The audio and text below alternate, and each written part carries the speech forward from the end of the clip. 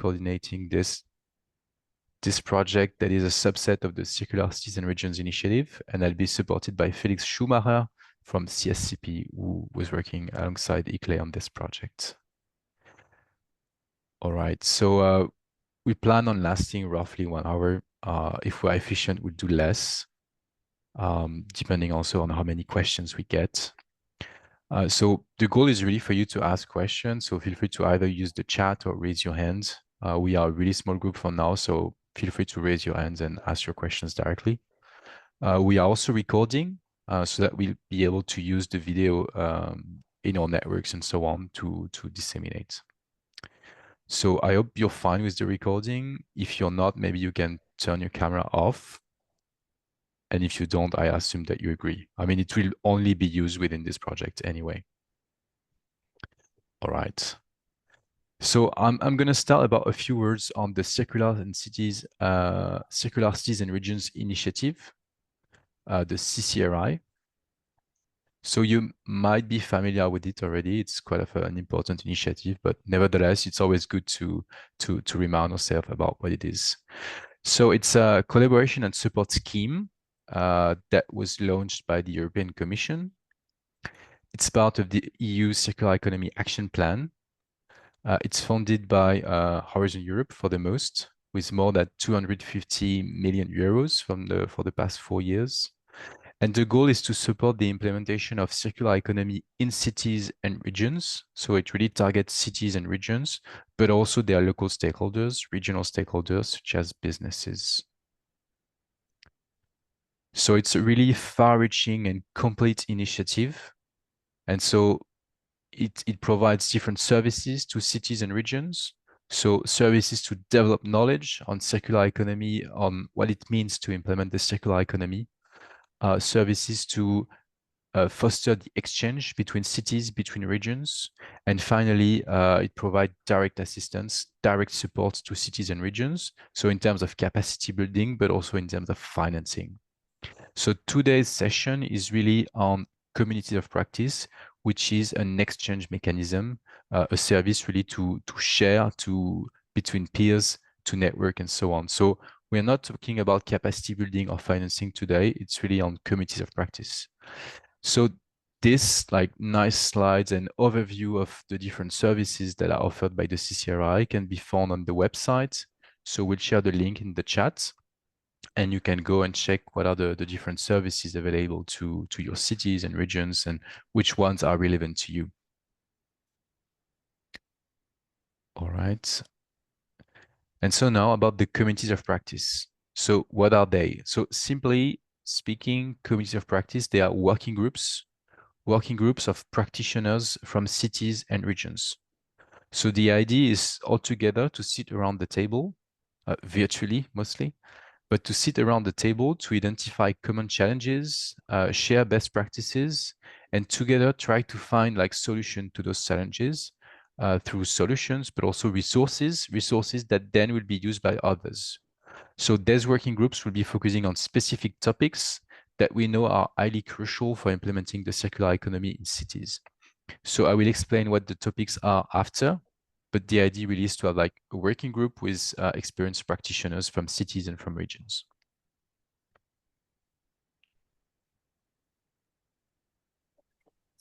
Great, then I can take over for this slide. Yeah, I think Simone already mentioned quite a few points already, but yeah, maybe I can also stress again that really this exchange is what's in the focus, because obviously we know that on a lot of these topics that we will get to in a second, there's also exchange on the national level very often, or even on the regional level with peers there, but we also want to look across the borders and really leverage that in the EU. We have so many great examples, so many creative minds working on finding solutions for circular cities, and this is really what we have in mind at the forefront. And yeah, of course, it's always perfect if you or best if you can see something in person, but of course this is also always attached to a lot of resources that you have to invest, a lot of time traveling somewhere, and we believe that in the online exchange format we can still have a lot of this, by basically focusing on the peer exchange and giving you the platform and also the peers to expand your network, but also present yourself, get new inspiration and all of this, and really showcase yourself as well. So this is one aspect of it. The other is that we also don't want to create an exchange or a format where we basically just sit there and hold a lecture for 2 hours straight, but really focus on your challenges. So the topics you are working on, we really want to make this about the practitioners and not about the CCRI or us as the organizations running the communities of practices, but really about the practitioners. And we believe that there's a lot of value in it, and I hope you see it the same way. Back to you, Simon. Thank you, Felix. So many benefits for you to join. So what to expect? So we are launching now 4 communities of practice, and we want to give a lot of flexibility to each of them, depending on the participants, depending on what cities, regions that are part of the group want to achieve together. So all of this is to give, like, it's indicative. It's to give an idea of what it will look like, but there will be some flexibility from community to community. In terms of time commitments, so we want participants to be involved, to commit to dedicate some time to it. So we say roughly 1 day per month, could be less, could be maybe a bit more, but the idea is to be able to attend meetings, roughly 5 per year, and to dedicate sometimes to prepare meetings and to work a bit offline, maybe also after meetings. So nothing crazy here, but we want people who are able to give a bit of their time because like this will be mutually beneficial. In terms of duration, roughly 1 year, but again, could be a bit less, could be more. We could maybe extend after 2026, which is the end officially of this project. In terms of group composition, so we want cities and regions. We say roughly 5 to 10, but we want practitioners from them. So there could be circular economy experts, there could be urban planners, there could be procurers, there could be anything as long as it's relevant to the topic, but we want people with experience from the ground. So mostly focus on cities and regions, but we might also have experts in some cases to kind of feed into the discussion and provide like some additional expertise to certain meetings. So participation, so it's voluntary. When you apply, you commit to participate. Of course, we can't force you to participate, but like we count on your participation. As I said before, it's a knowledge exchange mechanism. So we are not providing funding here, but there are other services within the CCRI that are providing funding. So I've seen your question, Laureline. Just the last point. Outputs. So the idea is really to share knowledge together, to discuss together, but also for us will be to extract this knowledge and use it to develop solutions, resources, and feed into other activities. So it's really crucial for us to learn from you actually what's happening in your cities, in your regions, and then for us to use it afterwards. Laureline, you've got a question. Yes, I wanted to know what do you mean when you say experienced practitioner? For example, in the 4 groups that are mentioned in your email, there is one in which we have knowledge that we can share to others. And there is 2 other ones which are really interesting for us, but we don't have so much experience to share. Does it mean that we can only take part in the one where we are advanced and the other we will get the results, or can we also join the group where we are interested but not so much in advanced? So it's a really good question. Yeah, it's a really interesting question. So we would prefer personally that you apply to the group you have experience in, because the idea for us is to learn from you. So if we take the one on how to support circular businesses, for instance, you may have some experience here to share with us, but also to share with others in the group. And all this knowledge, this experience, how you've been able to overcome some challenges, we'll use it to develop case studies, guidance documents, maybe to organize webinars. We'll have a training program. So this I will explain later in another slides. But all of this knowledge that will come from you will be used then with other cities and other regions. So you'll have access to it in a way. So that's why we would prefer you to apply to the one you've got a real experience on, because there will be other mechanisms for you to learn on the other topics, but also to get in touch with cities on the other topics. Is it clear? Really clear, thank you. Perfect, thanks. All right, next slide. So on the facilitation really of the communities of practice, Felix. Yes, I think this is this really adds to the previous two slides. But yeah, we also want to stress that, of course, we don't only just create a meeting room and then just let you randomly talk to each other about whatever comes to mind. But that basically our approach is also to also be very involved and guide the process. While we, of course, don't have the on-the-ground experience that the cities and regions will bring, we want to really also facilitate the process and be really involved and engaged with our groups that we are each responsible for then. So yeah, as mentioned before, we want to tailor the discussion really around the needs and the challenges. So it's very open for each applicant that is being selected, and in the end to the groups, to really bring to the forefront what they are working on in this specific field and what their future vision is. Is it to influence policy, to do some lobbying through this with the policy briefs, or is it to exchange on knowledge? So there's many different ways we can shape this content-wise and in terms of what we will do in the group, and this is all up for discussion in the group. So we don't dictate it from the top down, but we are just there to offer the space.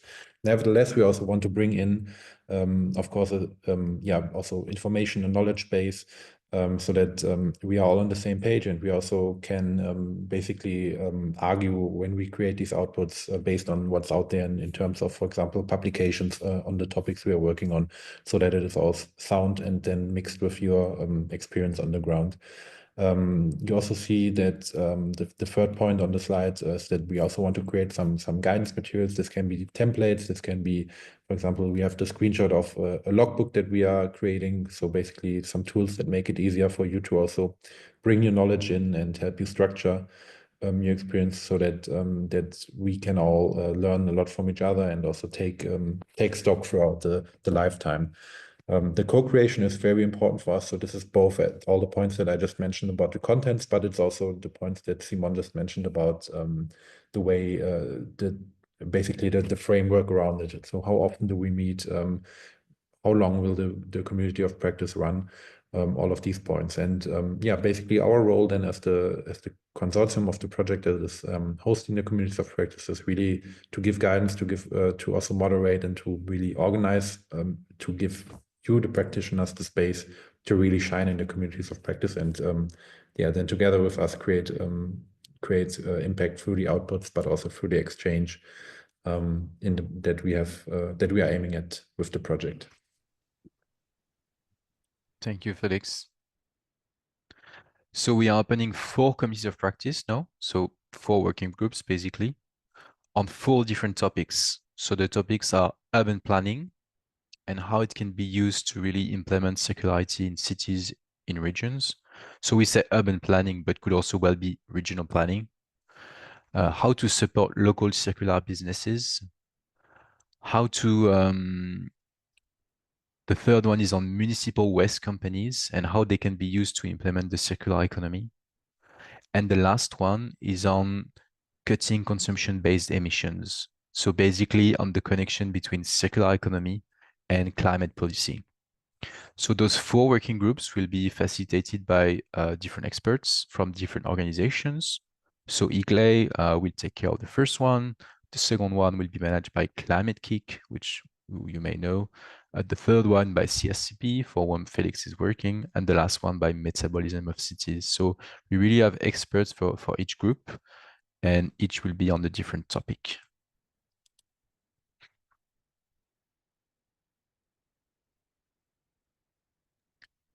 Yeah. This is me again. Sorry. Yeah, sorry. I can do it if you like. No, we just don't have the page number, so sorry. But don't worry about it. Yes, so Yeah, basically, to maybe dive a bit deeper what we mean by outputs. I mean, I think we mentioned most of this already, but yeah, we will have some written outputs, so the documents, and yeah, this will also be quite needs-based. So basically, for example, if what I mentioned before, if the community, the group really decides, okay, we want to work, we have mainly policy concerns, so a certain regulation is not working, or we want to get our opinion. Like we have a big issue, and this is mainly based on a certain regulation that is out there. So we really want to bring our knowledge out there and influence the policymakers.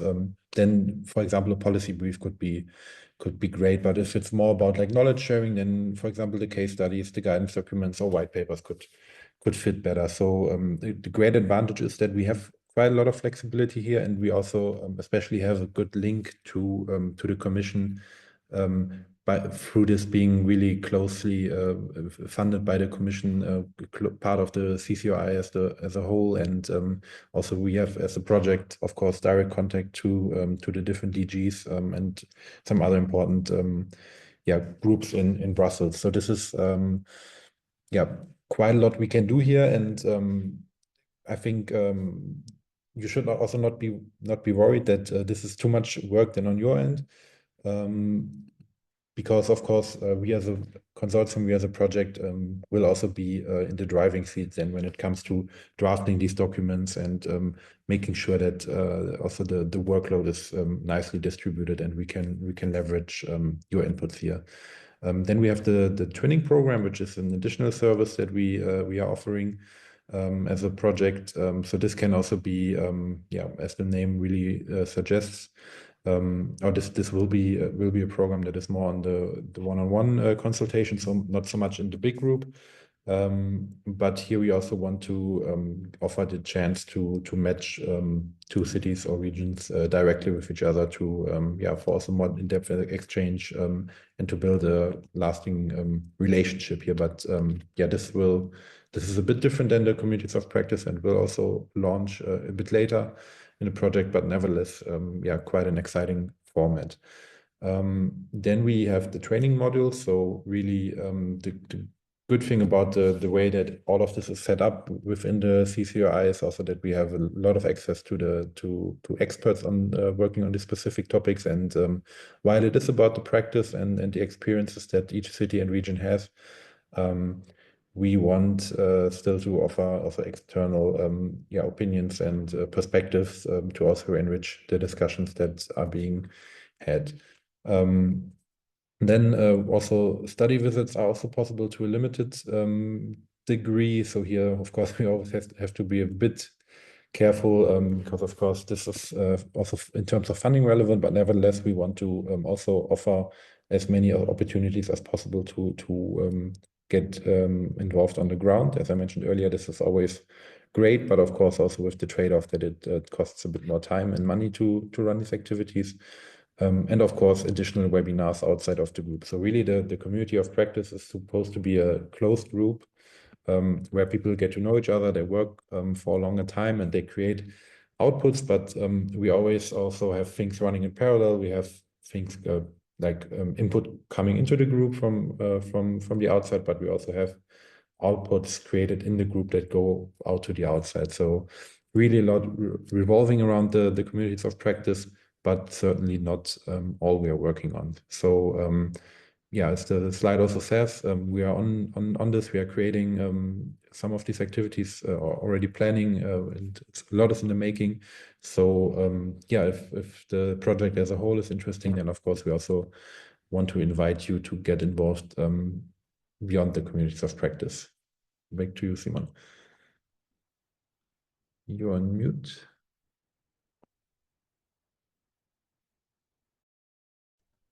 Sorry for that. So now in terms of topics, so I introduced the topics before, maybe more in depth now. So the first one will be on urban planning or regional planning, depending on who participates. This one will be facilitated by eClay. And here we've got several ideas. Of course, we are also happy to hear your ideas and then include like other subtopics or ideas to it. But the first one will be to look at which tool with which mechanism can we use to promote circularity in new developments? So building permits, land use, and so on. Then we want to look at circular infrastructure. What could be done from a planning perspective to support the development of circular infrastructure? So for instance, here I give the example of material banks. We know that this is a big topic in cities. Another one will be looking at the urban form and how can we maybe influence the urban form to encourage more circular behaviors, circular businesses.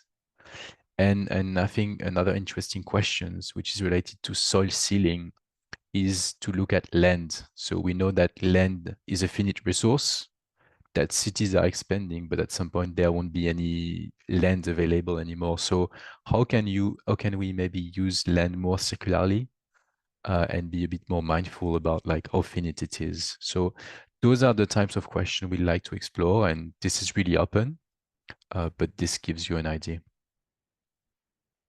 So for this one, we can have like people working on circular economy, but also urban planners would be really welcome. We know it's a topic that is quite overlooked, and so having planners as part of the group will be extremely useful. I don't know if you had planning colleagues working on those topics, but that would be really interesting for us. So this other one is on supporting local circular businesses. Could also be about supporting businesses to become more circular, because we know that this is equally important. But the idea here is to look first at about the collaboration mechanism, how to create an ecosystem that brings together startup, SMEs, and so on, what to do to foster this type of ecosystem and collaboration. Then we'd like to look at economic incentives that cities and regions can adopt and use to actually make businesses more circular or support circular businesses when they want to scale up. Another thing we like to look at, which is more related to innovation policies, is incubation and acceleration programs. What can you do as a city, as a region, to really support those new businesses, those startups, and help them scaling up? And last but not least, we are also interested in the idea of impact, and how can we measure the impact of circular businesses in your city, in your region, and how maybe to communicate it in your plans and so on. So different ideas we are interested in. Obviously, I'm pretty sure that we could have also explore other topics, but this gives you an idea. We know that this topics is really something that is of high interest from cities, so that's why we wanted to work on it. So on this one, again, circular economy officers would be welcome, but also staff working for local economic developments. Yeah, this type of profile. Next one is for you, Felix. Yes, thanks a lot. So yeah, I'm taking this one over since yeah, CCP is hosting this, and we have in the last few years worked quite extensively in Germany with the municipal waste sector on the topic of circular economy, and we realized that this is definitely also a topic for Europe and for the international exchange, because at the end of the day, the municipal waste companies are very naturally circular economy actors in a city. But I also believe that there's a lot of room for them to also take up more roles and be really the implementation arm of a city. So really be the ones that work on the ground, literally, but not only on waste and recycling, but also get active in other R strategies like providing or supporting repair infrastructure, for example. Yeah, and basically, while this is yeah, on paper or in theory definitely already happening, I think there's a lot of learnings and a lot of different ways this looks like all across Europe. In practically every city or region, you find these actors, and for us, it's really about looking into yeah, what are the great solutions that are already working, and also like why do they work, how do they work. And at the same time, how we can use this also to scale up solutions into other cities. Yeah, and basically also think about yeah, how how can we set up the cities and also the municipal waste companies to work more together as on the circular economy topics in the city, since as I mentioned, in theory this happens a lot, but in practice often the municipal waste companies are only working as waste managers and not as circular economy actors, and we want to change that and exchange on how we can do that across Europe. And for this reason, we also welcome both sides of the table. So the cities, the people in the cities, in the administration that are working with the municipal waste company that are responsible for this, for the planning and connections to the political side and all of this, but also the ones the municipal waste companies themselves, since they are also a public entity. In most cases then owned also by the municipalities, at least to a degree. And of course, in shaping such a transition, we need both sides and both perspectives. So we try to work towards that. Thank you, Felix. And last but not least, the last committee of practice, the fourth one, will be on the link between circular economy and climate. So through the lens of consumption-based emissions. So the idea here would be to explore what are the different concepts around greenhouse gases emissions first. So consumption-based emission versus like indirect emission or territorial emissions. And the idea then will be to try to identify which actions have the better potential for reducing consumption-based emissions. And this is where circular economy steps in. So we look at what's the difference between circularity, efficiency, but we'll also look at sufficiency, which is often overlooked. So how can we use the higher R's of the R hierarchy, such as refuse, refilling, to reduce greenhouse gases emission from a consumption-based perspective. So we look at what are those actions, but also how to implement those actions in cities and regions. So by city administrations, obviously, but also how to engage with stakeholders to implement those solutions. And finally, we look at the benefits, but also the challenges and how to overcome those challenges. So also an interesting community of practice. Next one, who can apply eligibility, Felix? Yes. I think we kind of mentioned this already, and I hope this doesn't get too complicated now, but at the end of the day, it's actually pretty simple and straightforward, especially the part about who can apply. So at the end of the day, in the way it is organized in each country and sometimes in each region can of course differ a little bit, but we say that we want, of course, the administration, the local governments, or the regional governments in some cases. So this can include municipalities, regions, and provinces, again, depending on how it is structured in the country. But of course, also then the affiliated entities that are directly related to the countries and that are to the cities and regions.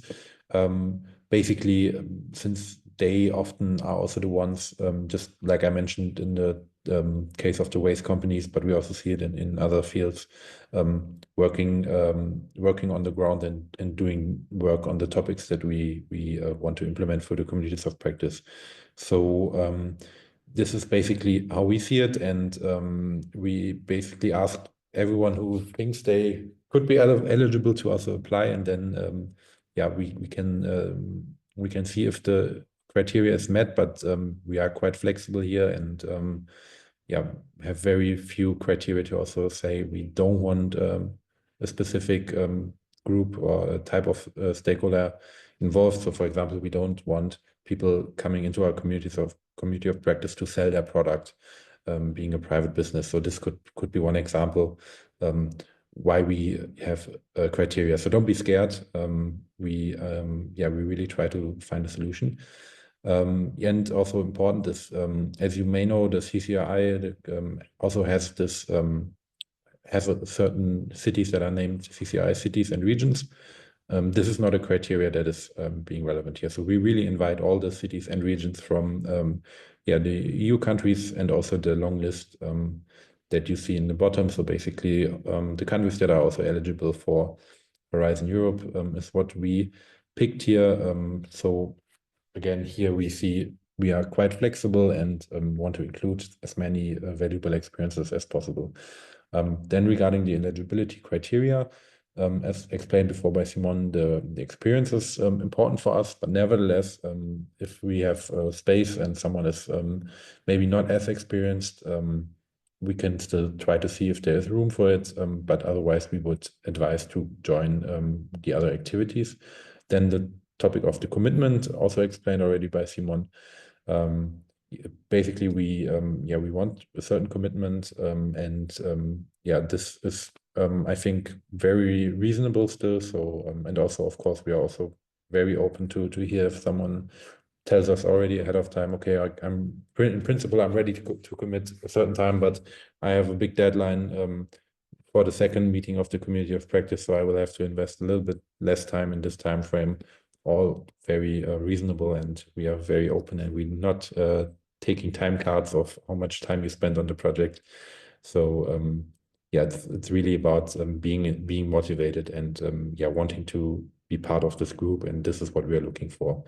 And last but not least, of course, we are also looking at a certain geographical diversity. So if we would only receive applications from 1 or 2 countries, this is not what we have in mind.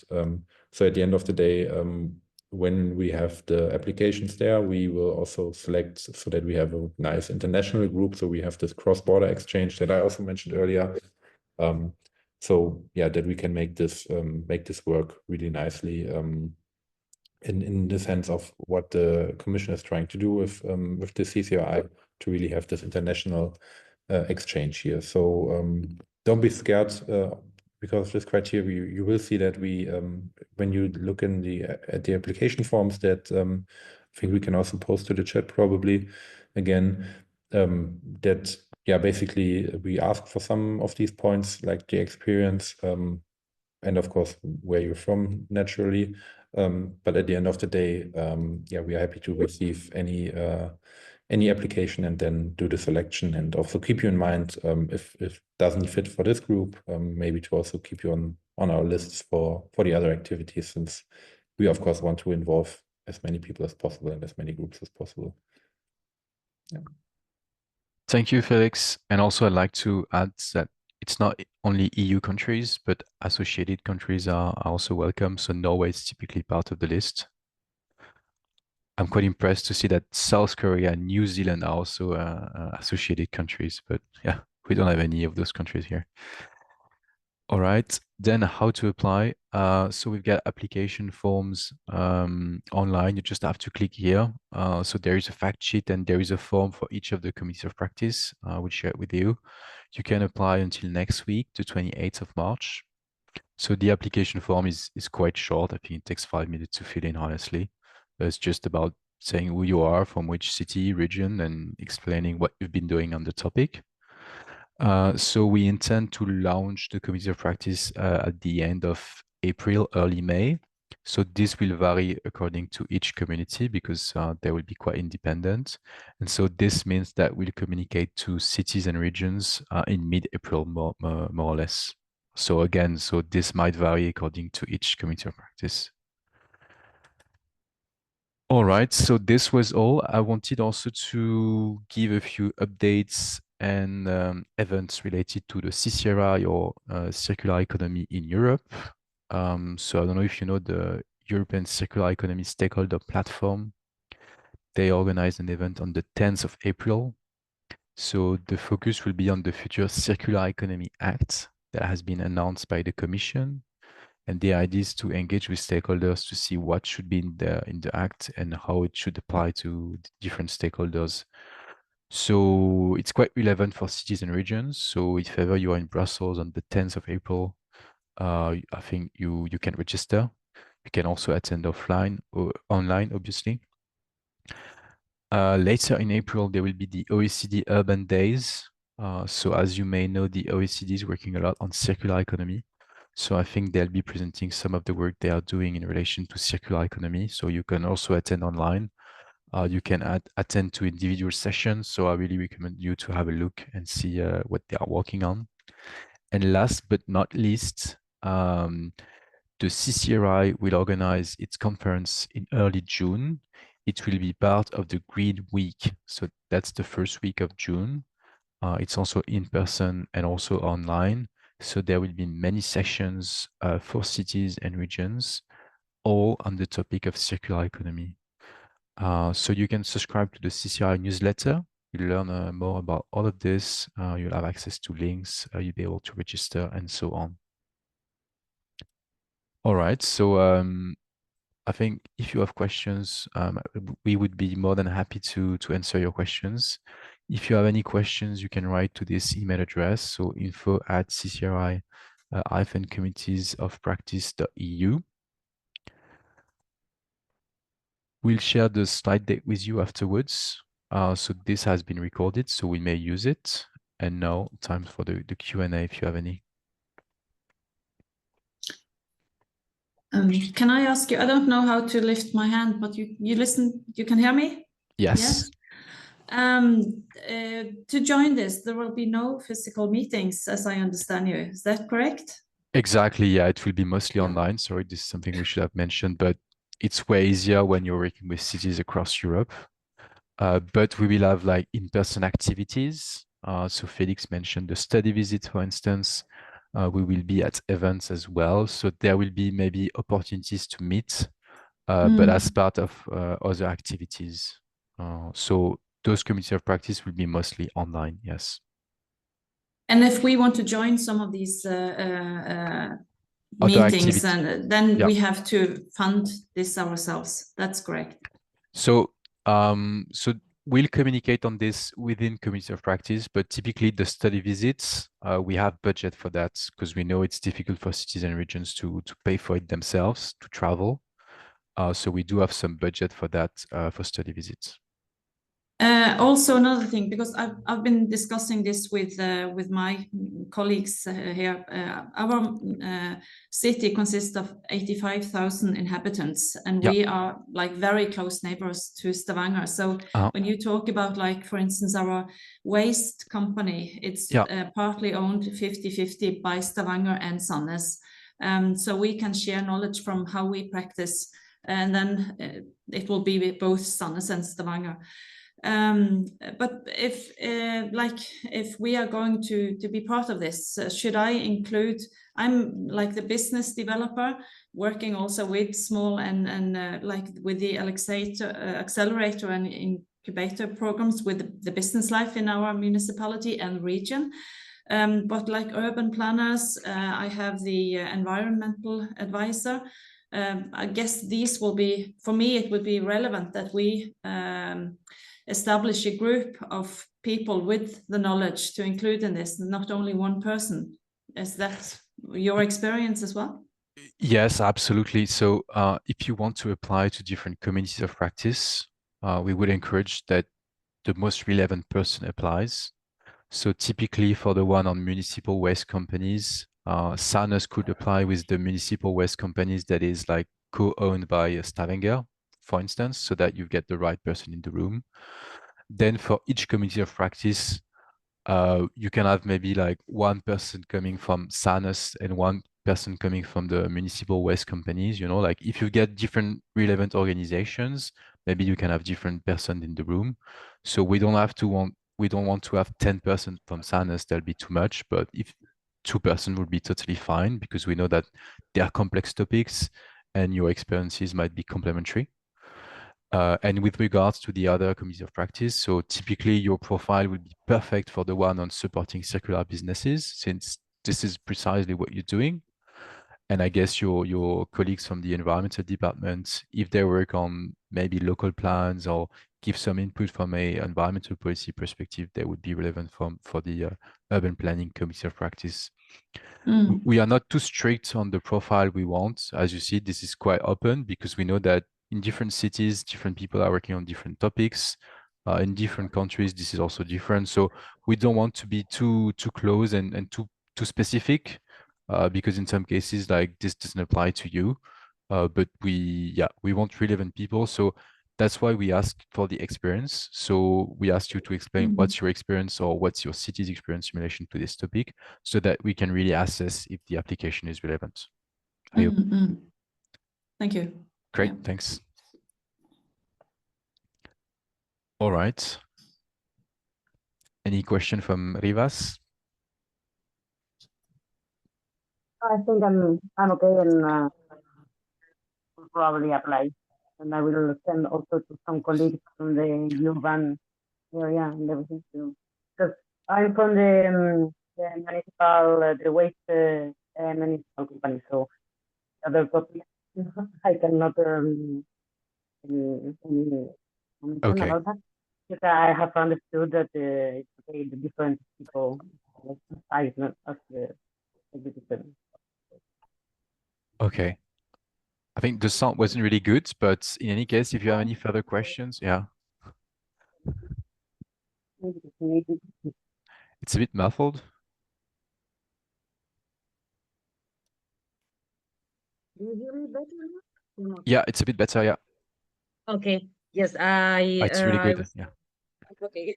I just told that as I work directly for the waste management company, the public company, I have no idea about the urban policies and Yeah. everything. But I will pass also the like to offer some colleagues from the municipality to they Yes, will exactly. And join also. So. Mhm. perfect. And I Yeah. mean, you don't have to apply to all committees of practice. I mean, if only Yeah. one is relevant for you, you can only apply to one.